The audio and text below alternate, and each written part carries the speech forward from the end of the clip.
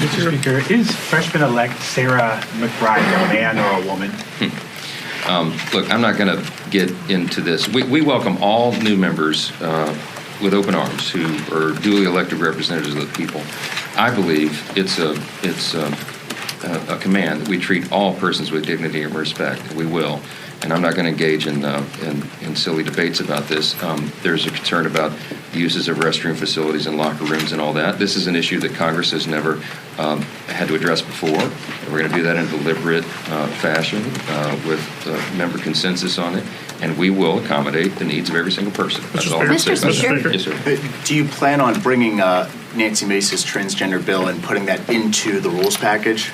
I'm not going to address the plans on any of that. I just told you what I'm going to say about the issue. I'm not going to engage in this. We don't look down upon anyone. We treat everybody with dignity and respect. That's a principle that I've pursued my whole life. And we will take care of this, issue of first impression for Congress, as we will any other thing.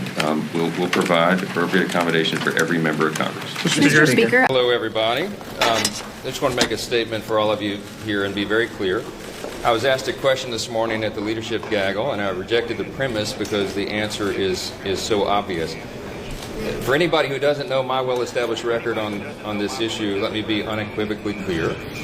A man is a man, and a woman is a woman, and a man cannot become a woman. That said, I also believe, that's what Scripture teaches, what I just said, but I also believe that we treat everybody with dignity. And so we can do and believe all those things at the same time.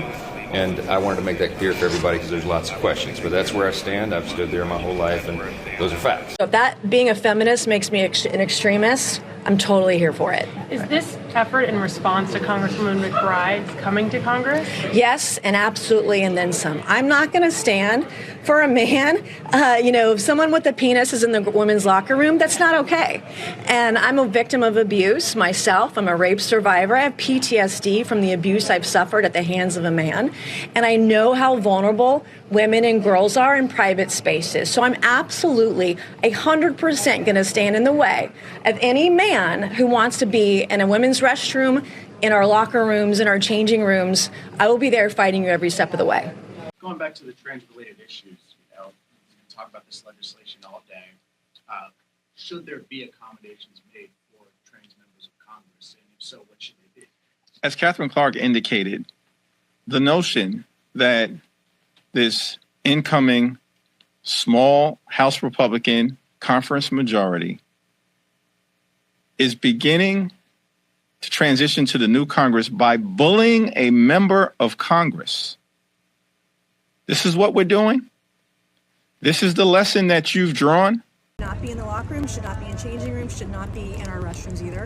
And I'm going to be standing in the brink, standing in his or her way, putting a stop to this insanity and this nonsense. She doesn't get a say. This is about real women and women's rights. And the far left, radical left, they want to erase women and women's rights, and I'm not going to let them. Would you want Sarah McBride then to use the men's restroom outside of the chamber? She was born a biological male. She should use the men's restroom. That's how it should work. How would what's the mechanism for checking who's qualified to use the ladies' room then? Like just sort of generally. Obviously, Sarah McBride has identified herself as a trans person, but what would be the I guess here's the deal: biological men shouldn't be in women's private spaces. Period. End of story. So this is specifically because Sarah McBride is coming to Congress. That and more. So, if we can't do it here, we can't do it anywhere. I've been strong on women's rights for several years now, and it's time to make sure that we protect women and girls everywhere, and it doesn't stop here. Congresswoman Nancy Mace has a new resolution that would ban transgender women from using the women's bathroom at the Capitol. Is that something that you would support, or what are your? It's a brand new resolution that was just introduced in the last hour or two. Oh, gotcha. I support a resolution that keeps all biological men out of women's bathrooms, locker rooms, and private places, not only here in the Capitol complex, our office buildings, but all taxpayer-funded facilities. How does one, I guess the logistics question would be, how does one check, if someone is qualified to use the ladies' room then, in that case? Obviously, there's a new openly transgender member of Congress, but right, which is more a generally. Man. He's a man. He's a biological male, so he is not allowed to use our women's restrooms, our women's gym, our locker rooms, and our spaces that are specified for women. He's a biological male. He has plenty of places he can go. Okay, and should they make like gender neutral bathrooms? I guess like logistically, No, what happens if they have to go to the in the bathroom? men's room, and he has a bathroom in his office, just like all of us do. And that's where I use the restroom most of the time in my office. If he has a bathroom that'll be designated for him. But men need to respect our spaces.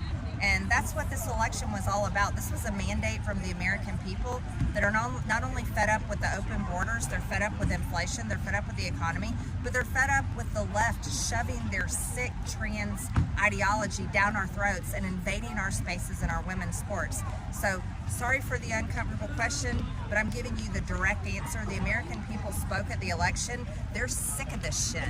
And so the new member of Congress that was voted into Congress on behalf of his district in Delaware needs to respect my space, my privacy, and other women's space and privacy, because he is not a woman.